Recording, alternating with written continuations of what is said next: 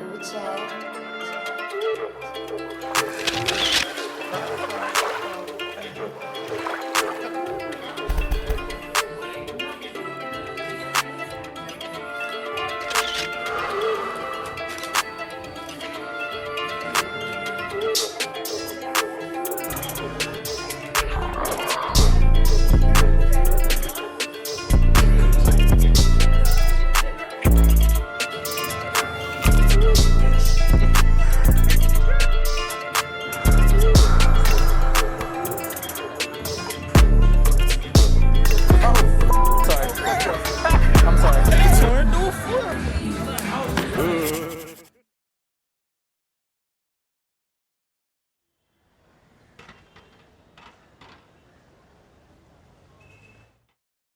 What's up, everybody? Welcome to another episode of Galway Productions. We're here for episode 4, the New Year's edition. My name is Josiah. Q. Co-host Anton, and today we're using the Pure Vibes Radio recording studio space. Special thanks to Pure Vibes Radio for lending us this space today. We're here with special guests Neela and Amaya. So today we're going to be talking about... We are going to be talking about a lot of things. First thing we're going to talk about is what happened at the Capitol last week of this date. It's January 13th, right? Yeah. So we're going to be talking about what happened at the Capitol last week, which was historic. But we're also going to talk about our opinions on where our generation is going for the black youth. We want to introduce you guys. Neela, what do you do? And then Amaya, you can go on you. I am Neela Rackard. I'm a political science major at Georgia State University. I work on campaigns for Senate and U.S. representatives. Cool. My name is Amaya Roberson. I'm an anthropology major also at Georgia State. I am a full-time student there, but also working on campaigns for mental health assistance. I want you to say that one more time. It's a little bit louder. A little bit Yeah. louder. You gotta bring that. Okay. You gotta bring it. Okay. My name is Amaya Roberson. I'm an anthropology major at Georgia State, and I also work on campaigns, but for mental health assistance. Wow. Love that. Love it. Very important. So let's go first. Shoot, man. So they're storming the Capitol. That's crazy. That's wild. Yeah. They are wild. Who's they? Let's be clear That's who a that good is. question. I heard him say that. I thought that. I was like, Trump supporters. Trump supporters. point him We've out. seen them. We've seen the pictures. Every single picture. Y'all real disrespectful. You saw the picture of the walrus with Trump carved into Oh, it? The manatee. The manatee. Yes. That was so Listen, disrespectful. man. But you know what's crazy? When I saw that, I really thought I just think this because I always see things from an open-minded perspective. Here we go. I know there's so many Trump supporters, but there's also people that hate Trump supporters so much that I feel like someone could easily do that and post it, and they'll be like, "Oh, a Trump supporter did that," but you really never know. Yo, That's why You did really I never just know. all- What? You're You're just just like like, bro. Conspiracy. You feel me? I'm saying, Conspiracy. like how a lot of people were saying like that the storming might have been staged. Oh. Oh, I see. I feel like you're saying what a lot of people say. You're just having the courage to say it.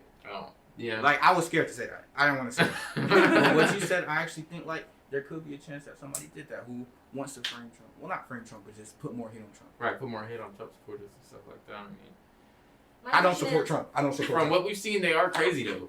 My So, I question mean- is, why would you do that though? If it's such a federal crime, like people are now finally getting arrested, like from all of these pictures. So why would you Right. stage something that big, just to literally have your life just ripped A lot of away? people do crazy stuff for crazy reasons. I mean, Wait, are you? I'm just saying, I would not say, hey, let me go stage this at the Capitol where I could potentially get arrested on 2 federal crimes and trying to commit any type of danger to senators or people in Congress that run the country.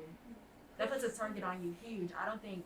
You talking about I Trump? don't, no, on you. like on the people that did that, they're Oh, like, yeah, if they storm did, why would the they do that Capitol. if it was fake? But I mean, if it What are you was saying? staged like Anton just alluded to in our theory, in our idea, then the people who planned it normally aren't the ones who are being seen. Okay. So we don't even know. Like those people in the Capitol, we think they may be the strongest people in the nation, but we alluded to this on a past episode 2. That typically the strongest people in the country and the world are the richest. I definitely think there's a lot of rich people that we don't even know about. They just stay silent because they're the ones that actually move the power. Really? There are a lot of rich They're rich, but we just don't know of them. Yeah. The wealthy 1%, 2% of America is mostly unseen. We Yeah. really don't even know. Y'all heard of Koch Industries? KOCH? Tell us about it. A lot of people don't know about that. I learned about them because they founded the Youth Entrepreneurs Foundation that I was a part of for like my business and stuff that's helping me grow with that. And I ended up meeting them. They literally own like 80% of like the manufacturing companies that make what they call it like they're like niche manufacturing. So everything that they do and everything that they put business into, they make the parts for the parts for the machines. Okay. So they make the little things that everybody needs to make anything. Wow. So they're really like dumb rich because if you want to do anything, you have to go through one of their businesses to get the parts to make what you need. That's a lot So of there's money. people like that. Yeah. So Smart. you're right. And not to hold up the conversation, but I just wanted to give more like thought to your idea of it could be staged. You're not saying that's for certain, but you're saying that's maybe an idea. Right. Jordan, I think you're from the DMV, right? You said like basically like the DMV is loaded with guns, and like that capital is loaded with guns, right? On a regular day, it don't make no sense how they was able to do all that. So Exactly. how is it that loaded? I'm just saying, I'm playing devil's advocate. Yeah. How is it that loaded? You got the guards and everything up there, and then those hillbillies were able to go and bust through the doors. And how many people died, right? But It like seemed like they gave him a It's helping what I hand just through the said. doors. Right. It's what it is. It's How literally many- They started making arrests. Mm. So why were there no arrests when it was happening? And then you saw all of those people on the balcony able to like smash windows and rush through the door, and literally the Capitol Police were just standing there like, what do we do? Not only that, but the National Guard or anything, they were not called They till were not later on, deployed. and sure that should have been like Trump's responsibility to do that. But I just saw so much going on, and I kept thinking to myself, if this were a Black Lives Matter protest, this would be a completely different scene. Well- None of that would have been allowed to happen. And then while they're looking at these pictures of like who's getting arrested and stuff like that, people are finding out that the people who actually stormed the Capitol are policemen, people of, official power. So looking at all of the facts and just laying it out, there's no way that they could have just done this on their own. There are Yeah. inner workings in the police, in the U.S. So you're power agreeing. system. So you're agreeing. That it may have not, I wouldn't consider it to say staged, but it was definitely planned way in advance and with used powerful connections in order to enable a group of white supremacists to storm the Capitol that easily and literally let them in. because I mean, it is like you said. Like even then, it's a large group. You see them coming. Right. So it's like y'all standing at the gates. You're like, oh, here they come. There's no way around. Look, should we like make a wall or Right. like I don't know. It's Yeah. crazy. I don't know. Sad, really. Yeah. Nothing about it is okay. At all. I'm just really when they really said, hey, we see you. Oh, you want to get in here? Let me just open the gate right quick. Or put that one black officer at the front lines with nothing but a baton, but the Yeah. rest of them had guns and were fully armed. I So don't they get it. literally overran the black police officer. You put one person there. You all saw that picture of that police officer taking a selfie with Oh. one of the protesters Oh, yeah. inside. I was like, this is crazy. But yeah. I mean, I guess with all that said, like, it's crazy that dark underbelly, like all these things that we're seeing now are really revealing like how crazy our government is, and especially with us as like young people.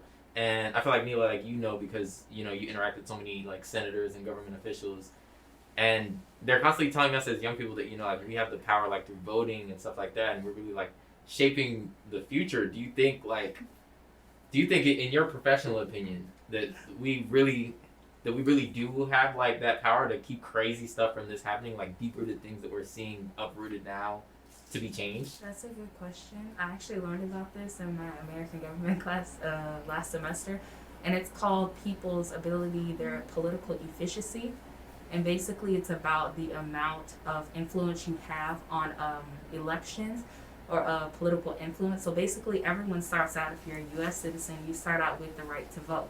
Okay, I cast my vote, but it's like, okay, now it's like, my political efficiency is like maybe 10% out of 100%. Okay, let's say I join a campaign like I did. Great. My political efficiency to effect change becomes like 20%. So when you start thinking, and then not to talk about people with money. So now it's like I'm this big super PAC and I'm donating to this campaign to say, okay, you're going to do this policy and you're going to enact this. Well, now my political efficiency goes up to like 90. I just donated $1 million for this senator to do what I wanted him to do. That's influence. So it kind of becomes great. I have this power to vote, but it's like, gosh, what is that compared to these millionaires who pay politicians to do what they want and enact policies that are good for the businesses? Lobbying. You know? Literally. So where does the real power lie? In you guys' opinion, Sam? We're dang.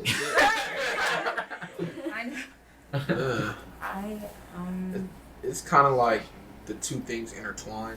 So it's like politics, money. No other way around it.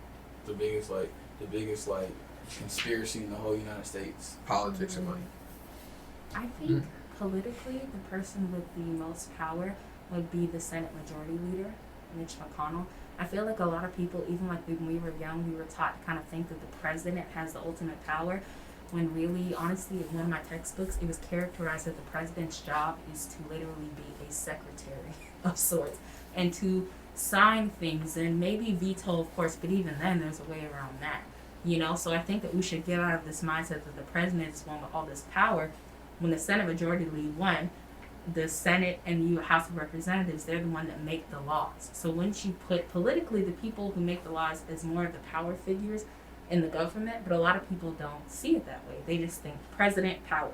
But really there's this whole backdoor organization of people who are negotiating over policies and all this kind of stuff, who are making these bills with all these things in them, and I think that we should look more towards that.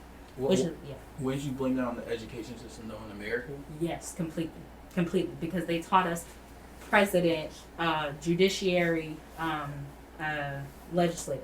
Yeah. They didn't teach us like really the inner workings of how it all works. So, yeah, definitely. So, I would ask, what do you think of the education system in America and the education of the youth? Actually, I want to start with We the youth. always I talk was about about this, Yeah. man. We always I talk only about this. go with this because my mom works in the education system. She was actually a science teacher for almost all grade levels, and then she's now in data assessment. But it was really important for us to learn differently than how other kids learn.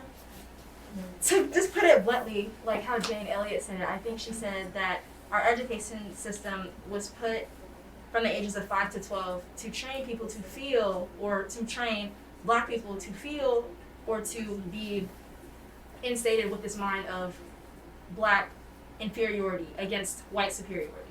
Because all we were taught in textbooks, or all of our textbooks, were filled with what? Christopher Columbus. We got Jackie Robinson every now and then. Thomas Jefferson, George Washington. It's never a fair fight against for other cultures or other minorities. You never learned about, okay, well, what else do we know about Black people besides slavery? Black people were around before the 17th century, before the triangular slave trade. All of that combined. We never learned about any of that. Maybe AP World History, you hit it every now and then, but it was really still stuck on white people. Well, look at what the white people did. Look at what the white people created.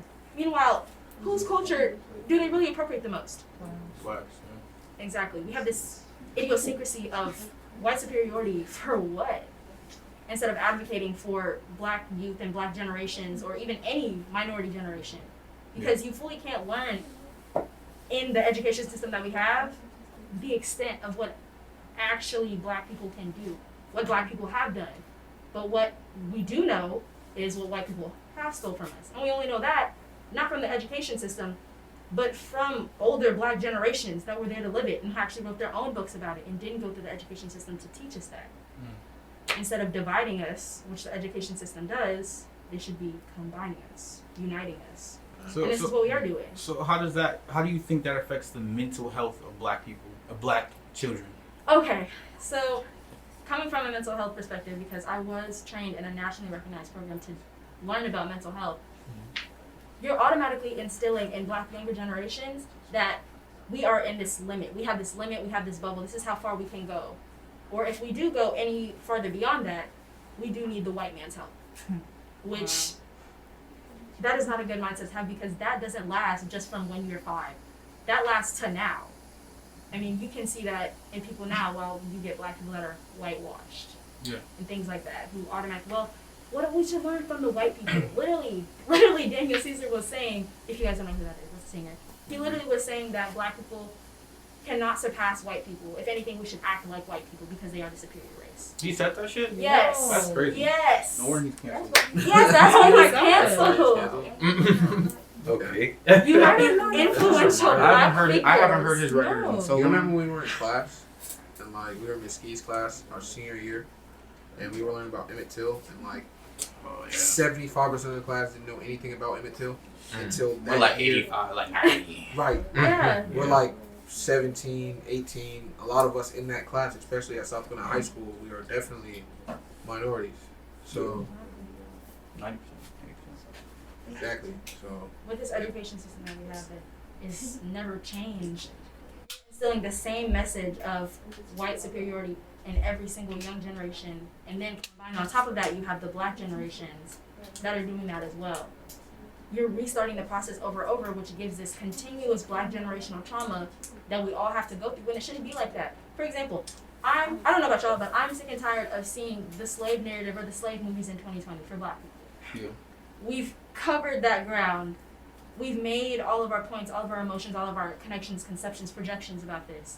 I want to see more stories of black people succeeding, exceeding, moving beyond. Yes, this is what we went through in history. Okay, well, what about the future? Because eventually all of our futures are going to be part of the past. Mm-hmm. We need to see more of that collaboration, more of that acceleration of how the black culture and how the black community continues to contribute to the United States, if it's not the United States itself. And that's Because why I black feel people built like, this country. oh my bad. No, you're fine. That's why I feel like, especially with the death of Chadwick Boseman, R.I.P., Oh man. he really, the movies that he did were those movies. Like, we didn't Exactly. have a lot of those movies, but the movies like Thurgood Marshall and Black Panther Get on and Robinson. Get On Up, Jackie like Robinson. Get On Up, like Jackie Robinson, like when they're all those movies, like black strong lead roles, literally like sticking it to white people and just showing like their strength, and he acted in all those movies. So that's why like he was really such like a pillar of power. You know what I mean? So I agree with what you're saying completely in that sense. If I could go around, Quinn, you go first, and then we come back around. You wanna go you first? start first, remember? All right, I'll start first. I'll start first, and I'll make the example of things we feel like should be the solution for the problem of Black America and the youth, and how we can fix that going forward. So we'll just say one word, go around, and then we'll come back and explain when we come back around. You said say one word of like a problem that comes to our head. Or a solution. Oh, a For the solution. Okay. Education. Change. Entrepreneurship. Introspection. Community. Damn, that was powerful shit. This man, Josiah. This is what we do on this podcast, man. You know, speaking of power. Yeah. I guess for me, education, like your mom, my mom was an educator, or she still is, and she teaches U.S. history right now currently. And growing up in the education system, as soon as I got to my freshman year in high school, I hated school. And I didn't hate school because I didn't want to learn, but I hated school because I realized, like, yo, it's not what I want to learn. So I feel like back in the 20th century, in the 1940s and such, when they were raising kids up and the school was really becoming an institution, they were raising people to be workers and work in factories to help the country, because the factories were so important for coal production and for the military. But at the same time, we haven't changed that model yet. Yes, schools have gotten bigger, but at the same time, we haven't changed the structure of school itself. Similar to many things in this country, like the prison industry. So I feel like once we change school, once we change things we learn, because like South Gwinnett High School in Gwinnett County is 70% black, and we were learning about a white curriculum. And they were making strides, but at the same time, it's pretty tough. But I feel like if we change school, if we change cultures, if we change what we learn about, if we change our history, then people wouldn't disrespect themselves, because people Exactly. don't know themselves. Exactly. And I feel like a lot of kids grow up in the system and they lose their attention, they stop caring, they're illiterate. Many people in many communities are not being focused on, have third grade reading on grade levels when they graduate high school. I feel like once we do that, once we empower our youth, which is the most important sector of our country, then we can go a lot further in many areas, in many fields. Change. Change. Yeah. Oh wow! So at first, to be honest with you, I was gonna say I didn't know Okay. because there's so many Right. things that we just talked about that needs to be changed. Right. So that's why I came with the word change, Right. because he just said it himself. What he was just saying, he was like, there needs to be change. Change. He just said that in this, what he just explained to us. So I think right now a big part of what's impacting our society and black people is social media. And we're talking about this, and it's just what we talk about is people like right now a big thing in social media is gangs and what people can do and carry it that way. And it's like our youth, our black people are really carrying on to it as people and are really soaking it up and are want to be gang related, want to carry that vibe, don't want to learn in school. We've seen it plenty of times. Yeah. And that's a big thing in our society right now. Social media needs to change. I said entrepreneurship simply because I think that as black youth we need to get out of the 9-to-5 mindset. I think we need to build something for ourselves, something of our own. I hear a lot of people in this generation, like, they talk about, I want to create generational wealth, you know, for my kids and all that kind of stuff. And I feel like, you know, as you said, education, they put us all in this room and they kind of teach us to be in this 9-to-5 mindset, get a job, start a family, have kids, all this kind of stuff. But I feel like we need to kind of get in this mindset of building something of our own, building our businesses.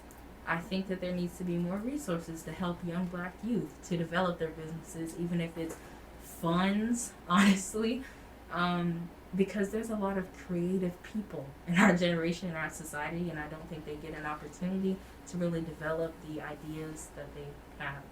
So that's our choice. Mine was introspection, which, if you guys don't know, that's like looking into yourself interpersonally and look at one's own thoughts and feelings.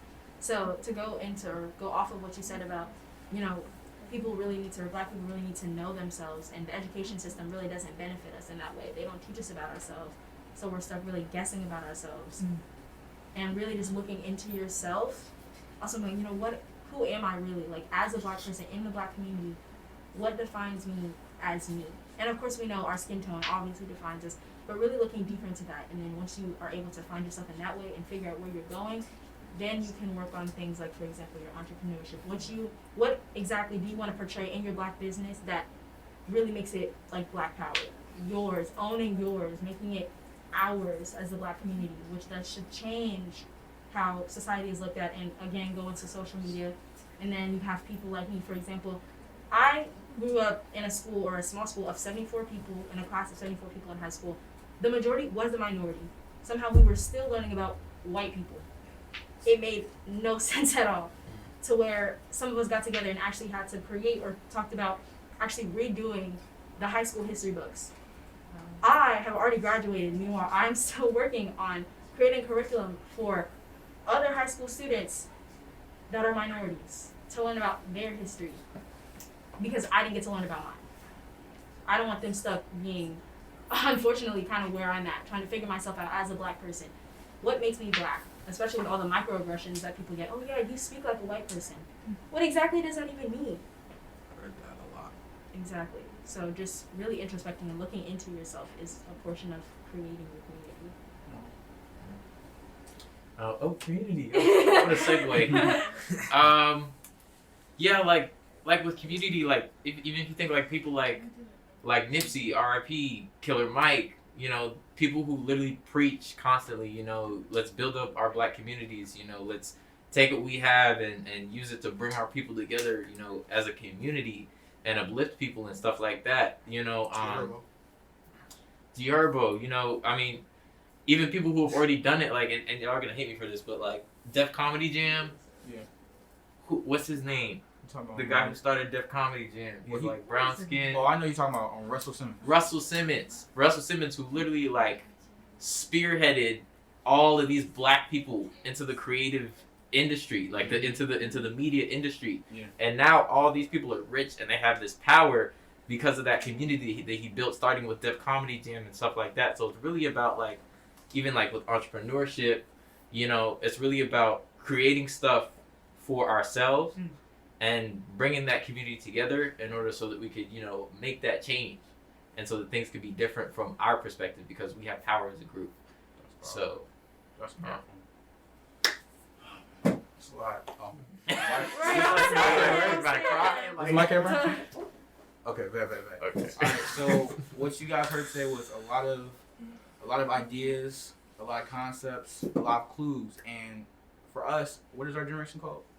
Gen Z. Gen Z. For Gen Z, the future is literally in our hands. You guys saw the power we had in this past election. We can do so much more, and we can do so much more together.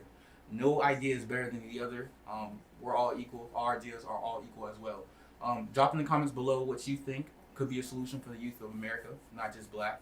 And also subscribe if you like this content, share, and also like it yourself. Have a good day. Please. Y'all have a good day. Check us out on Instagram too. Galway Oh, yeah. Productions. Social media. We finna drop some nice stuff soon. Always.